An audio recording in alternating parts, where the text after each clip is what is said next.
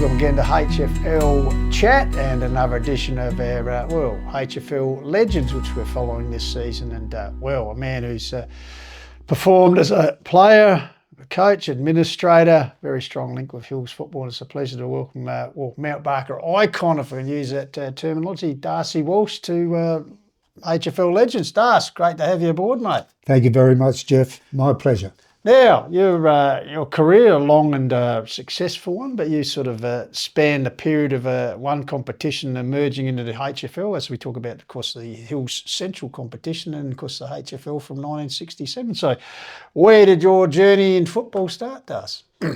Well, it started at school, a good competition at Ross Trevor College, right through the grades, under 13s through the first 18. Played with some very good footballers who went on to play league football. Yeah, one stage of my career there, I helped coach the under-14 side at Ross Trevor, and Peter Marker was the captain of the under-14s. Wow, he wanted to be state captain and runner-up for a couple of McGarry medals, so obviously yes. You taught him well. I always believed he was a better athlete. Yeah, in the competition for the combined school sports, he was a hurdler, long jumper and a sprinter of great note. Yeah. And you obviously taught him a few worldly things as well, because he went on to be a highly successful lawyer too, Das. So no doubt you pointed him in the right direction in that never had to use category. Him. Never had to use him. So you were at a period when actually Colts football in the Hills probably didn't exist. I think it only come in the early 60s or late 50s. Yeah, if I was home on school holidays, Dad usually took me to a game, because Strath were in the competition then. Right, of course, yes. And most times we'd go down to Strath or the Mount Barker Oval. And I think a lot of the juniors, Johnny Hurling, Jug Rays and a few of those boys, they played in the C grade. We had a third side. Yeah. But by the time I was playing first year in Mount Barker, there was a Colt side. Okay. That was 64. Okay, and you were too old for that, so you were playing senior football, as you say? Straight into senior football. Okay. Yep. And we're here, just the other week, we actually in the quarter while we did the great rivalry game, latest edition, of course, Harndorf and Mount Barker. But when you hear some of the stories of back at that era, like crowds really getting involved, police being called to games because everyone's getting involved in sort of, on-field niceties, if I could use that. It's just the rivalry must have been unbelievable. And you as a young kid, you get thrust into that thinking, what's going on here? It was never scary. It was interesting. And probably my two best, or the players I admired the most in those days were Noel Duffield. But Noel was playing for Mount Barker in those days. So good for you. Yes. And Ian Slade, when he wasn't down at Sturt back at Mount Barker. Yeah. He was a gifted man, but once I got to play with him, he was a bit different. Yeah. But he was a good player. Yeah. So, heading towards the end of the Hills Central competition, Mount Barker were relatively successful. I think won 3 flags, although they got beaten in the final, grand final, I think, in 66 by Harndorf. But in your time in that competition, they did have some senior success. So, must have been good to be part of such a young man. I think late 50s through to about 1970, Mounts were very competitive in finals. I played in the 64 game before I went to town. Harndorf beat us by about 8 points after a brawl before they bounced the ball. It was interesting. And may I quote, I got a good old mate who I keep in touch with, David Post. I remember yes. David, when the fight started, young David, same age as myself, went tearing past me and he said, "Look out, Walsh, I'll get you on the way back." But we lost that game because of that first fight. We were 8-goal down before we knew it, and lost by 8 points. Yeah. And I can remember seeing, perhaps showing my age, but I remember seeing Mount Barker go around in those days, and of course they were had the blue and white stripes, jailbird style. So that's what they were adapted as, and they just looked the mean, tough, like something out of Yatla or something, didn't they? Or Sing Sing or. It was. The Jailbirds was a great nickname for us. I must admit. Really good nickname. But the theme song for the club at the time was pathetic, and it just didn't gel. To me, it never gelled with the... Didn't how- the big tough guys are running all like first exactly, for these characters and Buck Watson and oh, yes, yeah. didn't suit their sort of characters. No, not at all. And they couldn't sing. All right. So you mentioned heading down to Sandford. When did that occur? What era we're talking about with that? I went straight from school with a mate, David Smith, who ended up playing for New South Wales. He's a lawyer as well. But Doug Thomas was a coach, and after a trial game, he came to me and he said, "Where do you come from, son?" And I said, "Mount Barker." And he said, "That's one of the toughest leagues around." He said, "Why don't you go home for a year and toughen up?" So I came home. So what year was that? That's last That was year, 64. Righto. 64. But you mentioned, yeah. And with a bit of luck, and once again, Noel Duffield's involved. In an association game at Goolwa, Noel had a crook leg and he was at full forward, and I was a rover with Joey Wilkes. Yes, from Ireland, yeah. Joey Wilkes. Joey Wilkes, yeah. And so I was spending a lot of time in the forward pocket. Noel said to me, "Hang around, son, I can't kick, I'll give you the ball." So I kicked 6, and Westies were there. So Scouts, yeah. Yeah, they were there. So I went down to 65.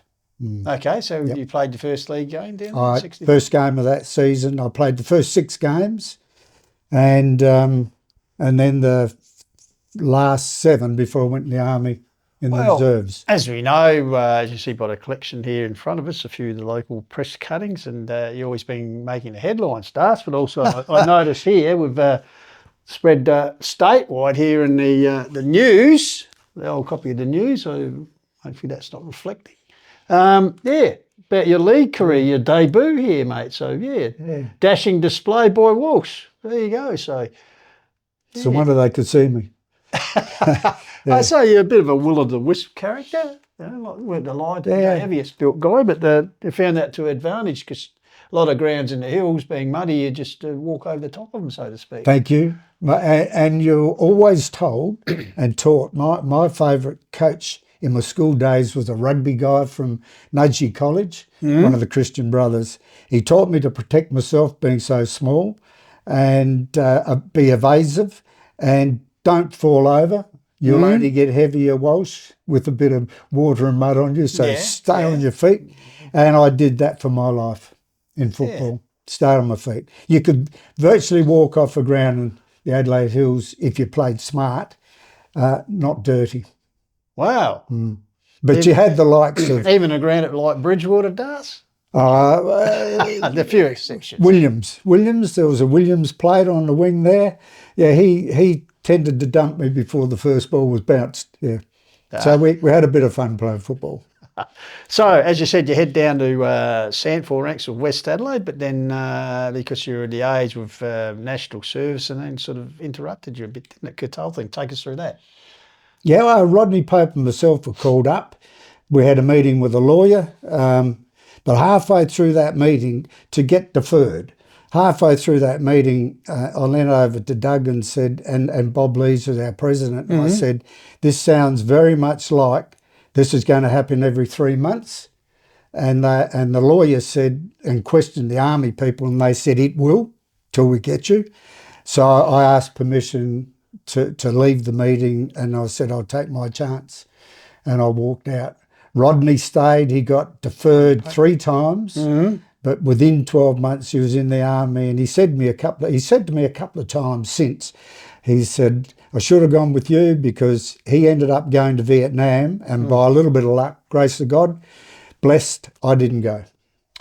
How was it for that era, that sort of fact here, just a guy in normal life, obviously working with the family business, I'd take it. And it's like a lottery, isn't it? Your number comes out and then, through no fault of your own, you send off, as you said, luckily enough you didn't have to go, but plenty did, to Vietnam, fighting in a war which a lot of people didn't really appreciate us being involved in. So it must have been a bit of a harrowing experience for you. Well, 3 of the first guys that I trained with at Puckapunjal died in Vietnam, with 2 in 5 Ra and 1 in 6 Ra, Royal Australian Regiments.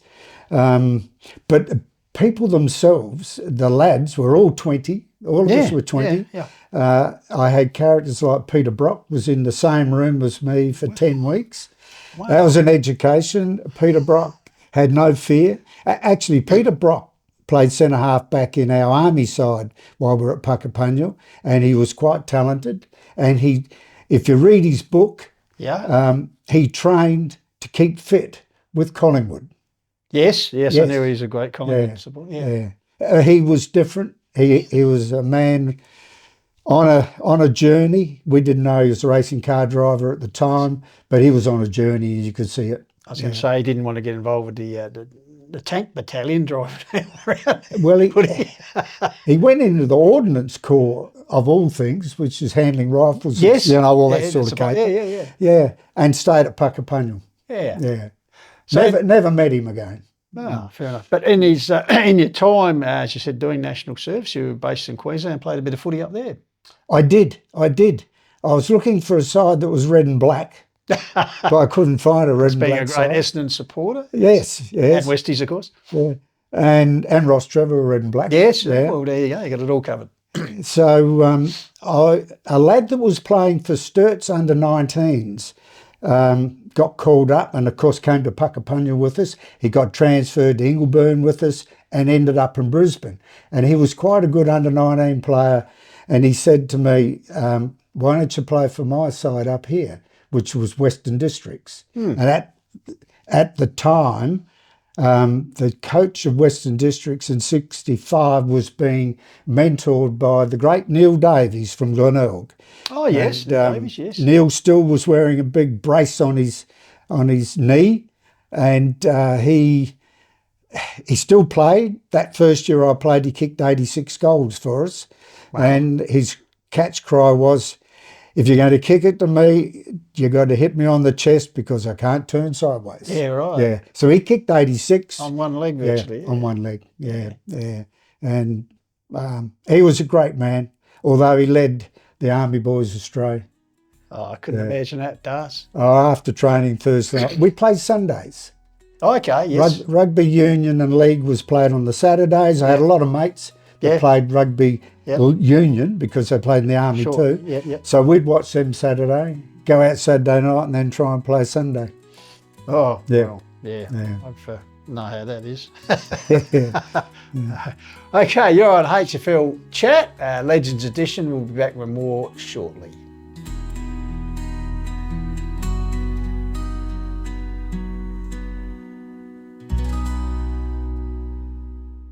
I'm Trent Shawland, principal of Harcourt's Adelaide Hills. So I've been running the business now for 25 years. We obviously specialise in residential sales and rural sales, property management, and we do some commercial work as well. It's a family owned and family run business. Both my children, Harry and Georgia, and my wife Kim are in the business as well. Long-standing business that we're very, very proud of. For Kim and I, it's been all about what we can put back into the community as well. So the sport and local events have been something we've really focused heavily on to make sure that we are putting back into our local Adelaide Hills community. We've got two offices, one's in Mount Barker, 58 Gawler Street, and the second one here at Stirling is 8 to 12 Mount Barker Road, Stirling.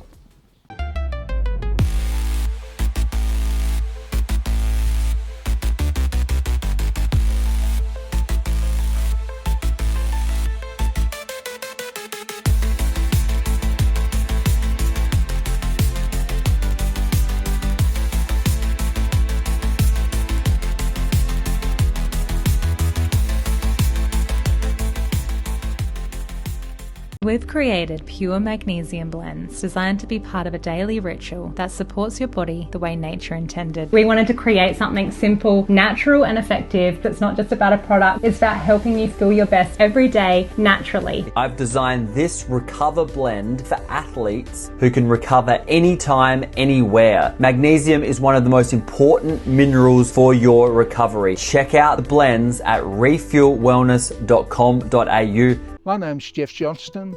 I'm the director of the Kiwanis Bookshop, and we're the only dedicated bookshop in Mount Barker.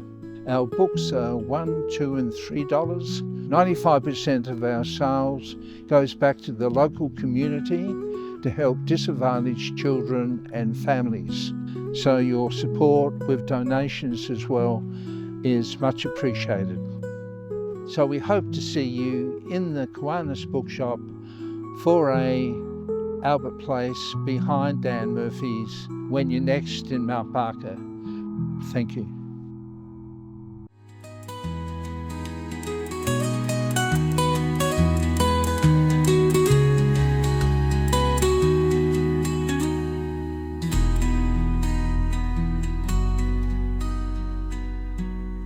Welcome back to HFL Chat, our second editions of HFL Legends, and we've been lucky enough to be joined by Darcy Walsh. So Darcy, national service has been finished for you. Yep. So you come back to Adelaide, I take it, from Queensland? I did. Came back. I nearly didn't. There's an article on that board. But Dad got into trouble with workmen and couldn't get a few, so I came home. Yep. I said for a summer I'm going back to Queensland to play football because we lost 2 grand finals while I was up there. Okay. And but it never. Once I started work back here, first child was on the way, and I stayed.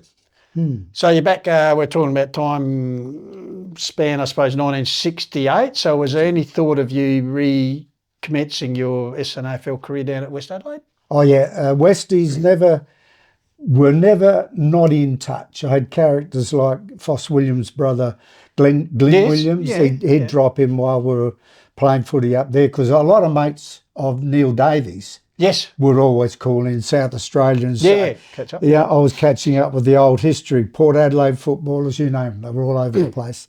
So when I got back, I didn't do summer training because of work, and I went down for trial matches and did okay in the trials. But just before the first game, Murray Wiedemann wasn't in. The Collingwood enforcer? The guy was not impressed with my build. And I think he liked the abilities, etc. And there was a whisper that he could do a trade with Woodville. But that didn't interest me, and work was tough. So, and I hadn't done that summer training, so I wasn't up to scratch. So I came home. Right. And never went back. I mean, looking back now, are you perhaps a bit like you didn't want to go to play for Woodville, or? No. But as you said, with family commitments starting to come in and stuff, it's just the track, because you're living up here. Yeah. So travelling down to town, twice a week, that was take a bit. Yeah. I was never one for mixing as a singular person and with my wife. I didn't mix with everybody at the club of Westies, which was my fault. Yeah. And but I felt more at home. And after having spent 1964 at Mount Barker, I knew all the boys and they were having success. Sure. And the HFL had just started. Yeah. And it was a good comp. So what I had to do then was fend off the likes of Alec Parker with your Radler and Sterling. A lot of clubs were running around, you know. So, they got some offers. Yeah, and I was living at Bridgewater, and of course Digger Waters. Yeah. He was a good mate. He was knocking on the door. But so I'm going to ask you, not prying into your financial situation, Darts, but what was on offer? What was the lure to go and play for them, monetary wise? Was there any money being offered? None. No. With all us lads that played, unless there was a bit under the table, but the joke is we paid to play football. Yeah, you did. Yeah. So it's quite interesting when you probably look at today, and good luck. It's just the modern day game is played, and not just yourself, but a lot of other quality footballers of the past in the Hills Football League actually did play for the love of the jumper. Yeah. Oh, it was. I'd say the majority, except for the coach. Yeah. And the rest of us didn't look around for it. Yeah. Really. No, well, I didn't see it really until early 80s. Yeah. Early 80s at Mount Barker, I got a whiff of it, president at the time, so I got a whiff of it, yeah. All right, so as you said, you come back to Mount Barker and, what was a very successful period of them. They were a little bit down after the formation of the Hills Football League, after being such a powerhouse in the Hills Central there for a lot of time. So the first few years, but then 69, 70, well, particularly 69, your first year back, full year back, undefeated premiers under, you mentioned him before, Ian Slade. So, Under Slady, yes. B grade went top as well. B grade, yeah. It was a double premiership. Yeah. And you were vice captain? Yes, Ian came to me and we were selectors, etc. And it was just one of those years. Yeah, a lot of people don't know, but about the fourth game into the season, we played the team that we played in the grand final, Stirling, your side. Yeah, Royal Chart, yeah. And early in the third quarter, the score was Mount Barker 20 goals, no points, to Stirling 9-goal, 8, I think they were. Where was that game at? It was Mount Barker Oval. Yep, right. Yeah. And we had a reunion for the 65 grand final a couple of weeks ago.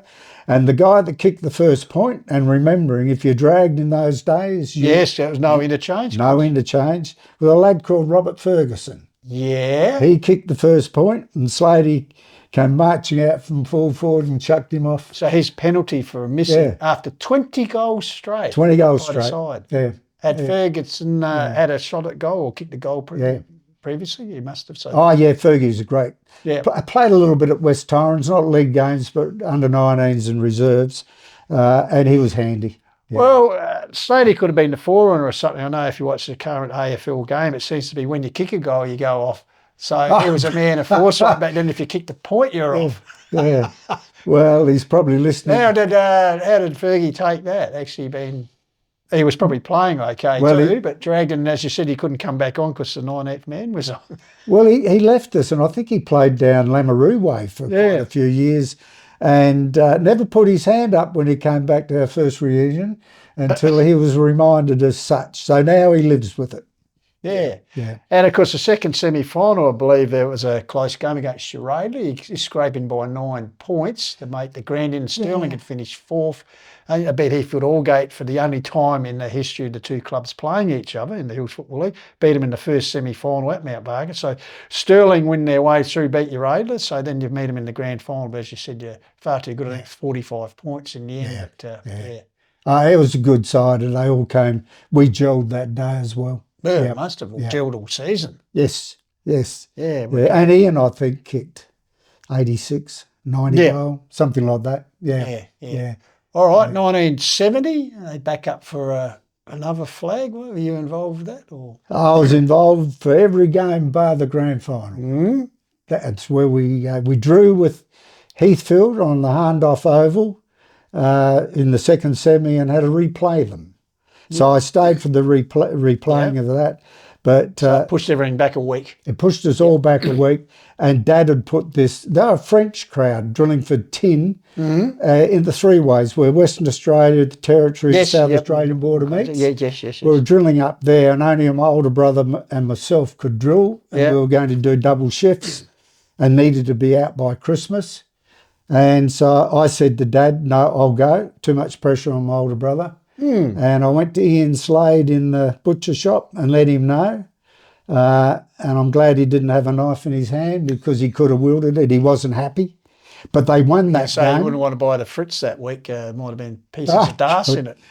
No offence to Ian, but Ian and I never talked for 20 years after that. And he was a bit tough on my wife. If she went into the butcher shop, he'd walk out the back.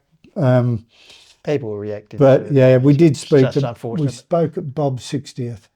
Okay. Well, so things were a bit better. But so you missed the grand final. I did. Well, work takes preference. See, look at me these days. You know. I wonder how Slater get off his coaching these days. Even during the season, blokes go off and go snow skiing or decide to go to Europe. Some of the young players. These days. As you know, so times do change, Dar. So, all right, from back to 71. So I played B grade all 71. Yep. Thoroughly enjoyed it. They're a good group of boys. I was offered an open clearance. It's the first of two offers I had for open clearances from Mount Barker.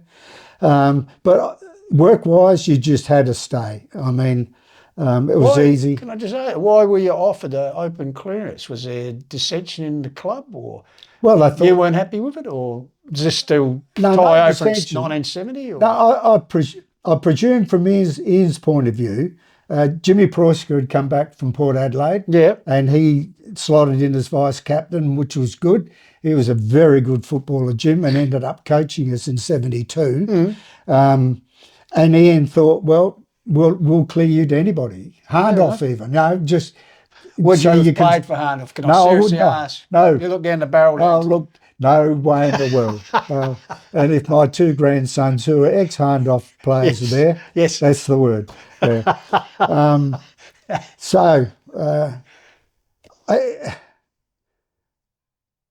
I can understand. Yep. They said you could play A grade against us or go wherever you like, but Mount Barker was me. Yeah, well, that's fair enough. A loyal club, And I had a good- as you proved over the term. So after the Slade era, you do return, because I do remember you playing A grade footy, and then you take over. You actually coached the B grade in '79, which We had 10 years after being an unbeaten A grade side, you coached an unbeaten B grade flag, correct? Yeah, we did. Yeah, that was they were just a group of young lads. Some had played A grade, others were work people that had come into the town. Michael Duffield came back, Noel's brother, as a ruckman. We had a first cousin of the Watson boys from Essendon. Larry was playing for West Adelaide. Rock Watson, he played for us as a ruckman. And you had a bloke called Doug McGuinness who kicked 150 goals for the season. That's pretty Doug was unbelievable. And Doug actually had a game in the A grade where he kicked 4. I was going to say, probably should have played higher. Well, I tried to consistency. Tried to talk John into it, and John decided that John Bailey was a better John Bailey, man. So I was blessed to have him. Yeah, and we beat Handoff in the grand final. Yeah, fantastic effort for that. All right, you're on HFL Chat, Legends Chat with the great man Darcy Walsh, and we'll be back with more shortly.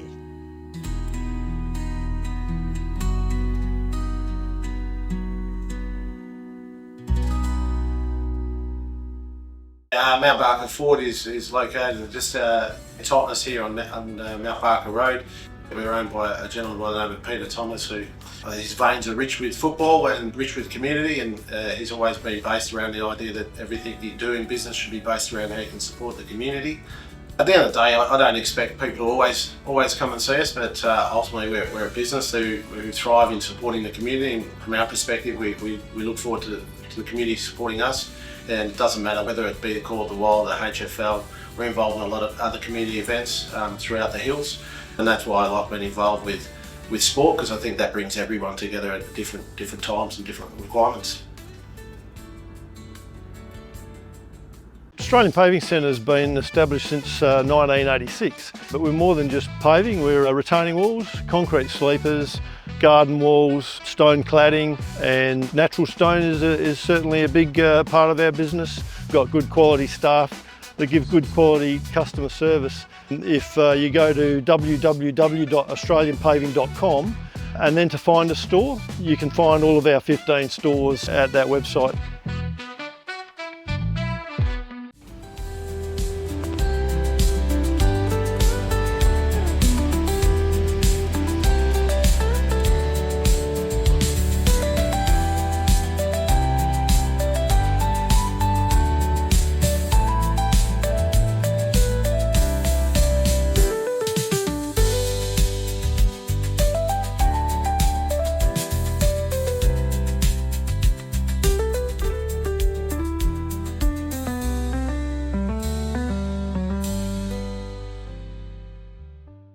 Hi, it's John here from Littlehampton Landscape and Firewood. We have all your landscaping supplies. We have our premium firewood, from our red gums to our blue gum to our mallee root. Come down and see us. We're just behind Littlehampton Clay Bricks and Pavers. Hi, I'm Jared Tate and I'm from AHLG. AHLG is all about making life better, one outdoor space at a time. From landscape design to high-end landscape construction and all your lawn and garden maintenance needs. We're based in the Adelaide Hills and we've got you covered.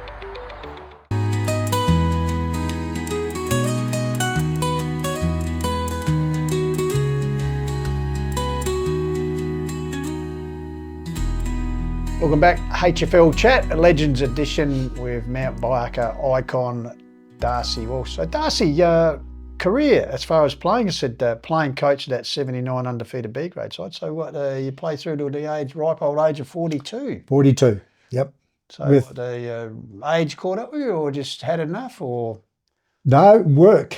Work, okay. We were getting a bit busy at work and my brother started to complain a little bit. So I then put my energies into a little bit of hard work, finding water for anybody out there that's been happy for the last few years. Was there a Super Rules competition or anything in those days that you got drifted into? Played one game of Super Rules when... Tigers or? Yes. Trevor Ware, we've never mentioned Trev, the greatest coach I ever had. Yeah. And I had a few. Trevor talked myself and Hayden Duffield into it. And unbeknown to me, my hip was starting to play up. So I played one game and Hayden broke his collarbone. So he only played one game. Right, okay. Yeah. So, yeah. Hey, and towards the end of your playing career, you actually mixed, obviously being on the committee for Mount Barker, but also being involved in the Hills Football League board, which would have been very interesting. I did. And actually, you're a hands-on board member, so to speak, as a player. I enjoyed it. It was good being a rep for your club. Yes. And answering to the then Peter Page was the president. Alec Parker was firmly buried within the committee and background work, and we happened to drilled a ball for him. Yes. And he talked me in to put my hand up for the board, which I did. And I had probably, I reckon it was about 7 years on the board, and was Sam Hunter's. Sam Hunter, yeah. When Sam was president for 3 years, I was his vice president for the 3 years.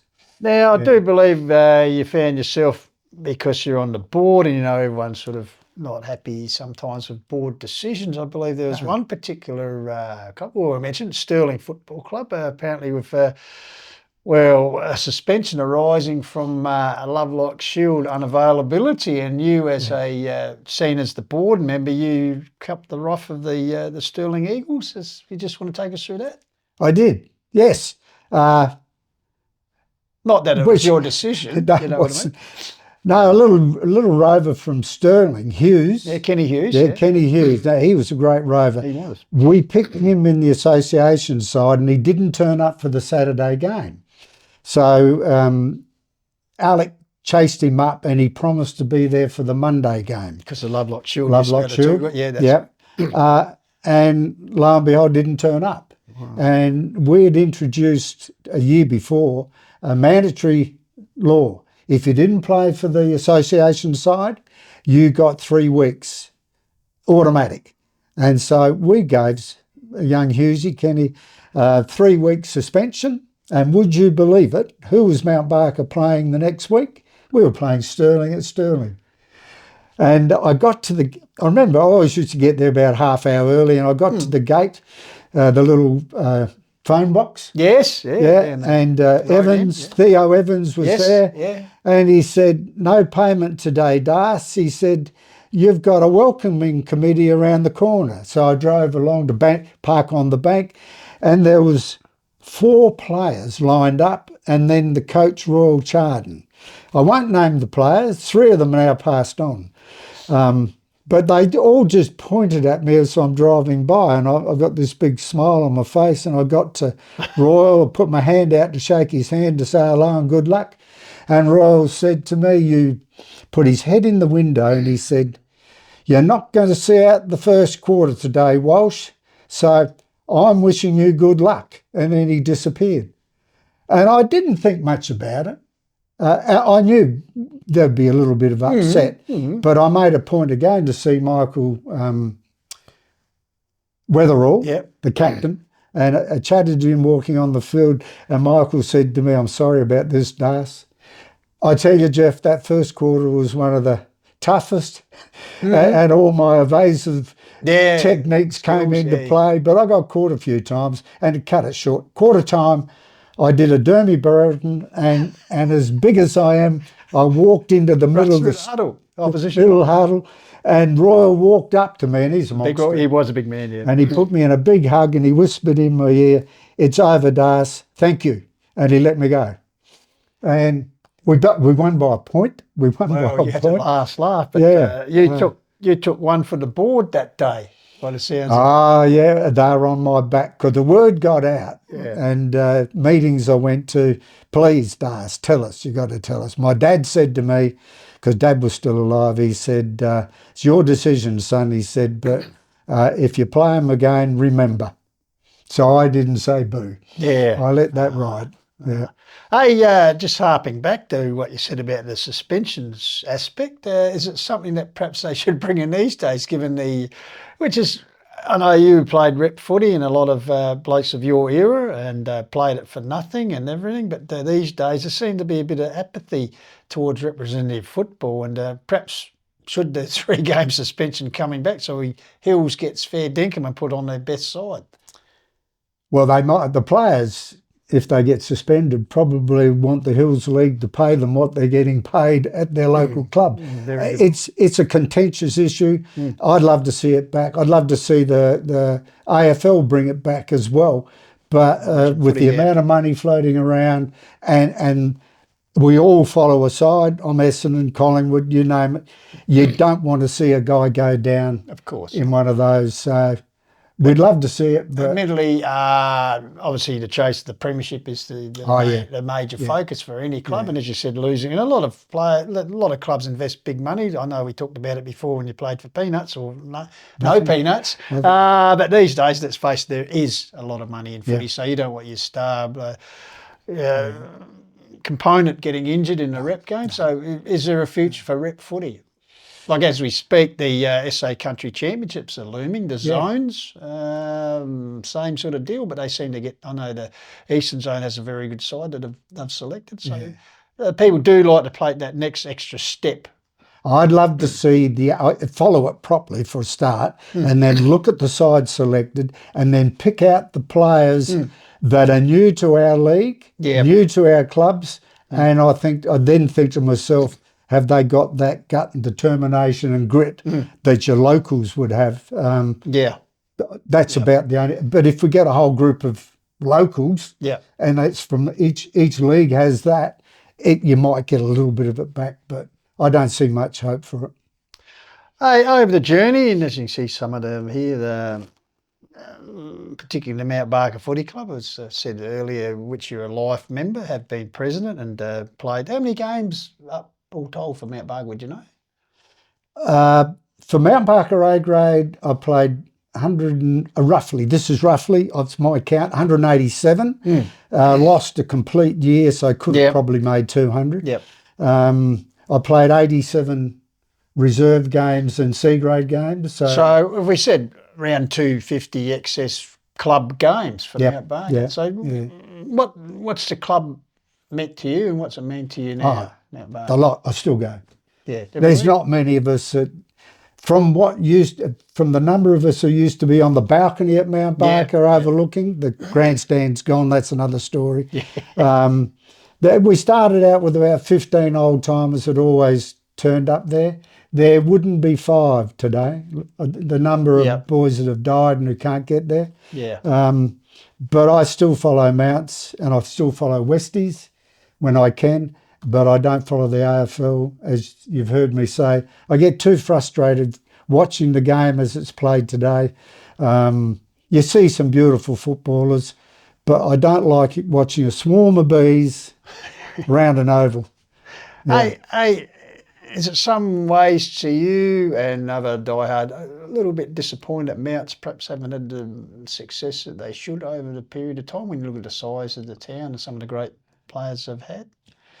Particularly at the moment, they're in a bit of a premiership drought since 2012. The league did a study years ago of the drop-off of footballers from colts to seniors, and this was getting around the year 2000.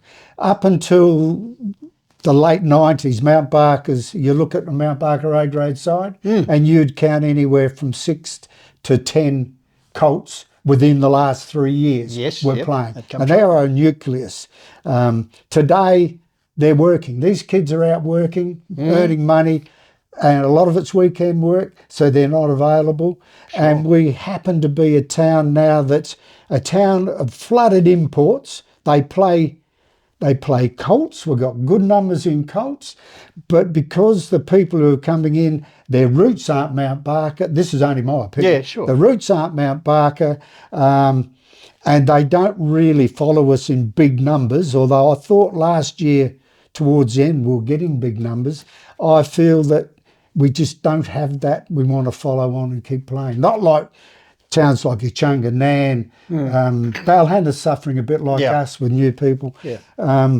But we will always have a team. With the new oval, which is a disaster, I would have thought with all the Colts we've got playing, we could start a Colts competition like they did in Mount Gambier. Yeah. Still have the same teams, but the whole competition at that oval. Yeah. Or somebody starts a new team. If it's red and black, I'll put my hand up and go out there. But something. But where we are at the moment at home, we're at home and it's beautiful. Hey, just quickly over the journey, and we talk about football clubs, not just being the sport thing, but also a good social community outlet. And here we are in Little Hampton. And mentioning the teams that have disappeared, probably teams that you might have played against, or certainly were aware of it. You've mentioned Stirling, which is no longer with us, with the amalgamation, of course, with Heathfield Aldgate, another team, and to form Mount Lofty. Little Hampton had a footy club. I believe it actually won a premiership in 1968, A-grade premiership. They did. They were strong. Mount Barker got the blessing of all their top players came over after them. Dean Bolto coached us. Yes. The Raisin Boys, there's lots of others that came over. But the benefit of Little Hampton has changed in the last 20 years, mainly due to one of the footballers who played a lot of footy for Hahndorf, I can't remember, lives in Little Hampton. Robbie Wild? Robbie Wild, yeah. Umpire now, yeah. God bless him. And Robbie's uncle. Because Robbie's dad's a life member of Mount Barker, coach of Mount Barker. Yep. A lot of the Little Hampton boys are the boys that have helped make Hahndorf as strong as they are today. Quite a few of them. And good luck to them. They've been in premierships and you still see my grandsons, not that they are Little Hampton, they were Hahndorf and their father's a life member, I think, of Hahndorf. But they've had good times lately, and I like to think that Little Hampton has a lot to do with it. Yeah. And just quickly in closing, obviously, as you said, you get along to just about every Mounts game. So the Hills Football League, obviously, generations and eras change as far as the standard of footy and the quality and stuff. But how do you see the current standard of Hills Football Division 1 footy? Impresses you, or? No, the standard's good, the way they play, and we don't get a lot of the beehive effect. And it's so great to see Nan up as a strength. Yes. And it must have taken Nan until about 8 years ago for the first time they've ever beaten us. And I had a B grade side that played Nan in their A grade side. Yes, I remember. Yes. But their strength, Mount Lofty's back on the rise. I want to see Onka's back. They've got the same troubles as Mount Barker, I think. Laberthal will always be around the mark.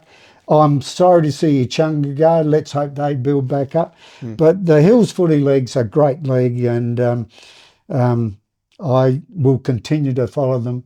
And let's hope kids from my side of my family, etc., keep it strong.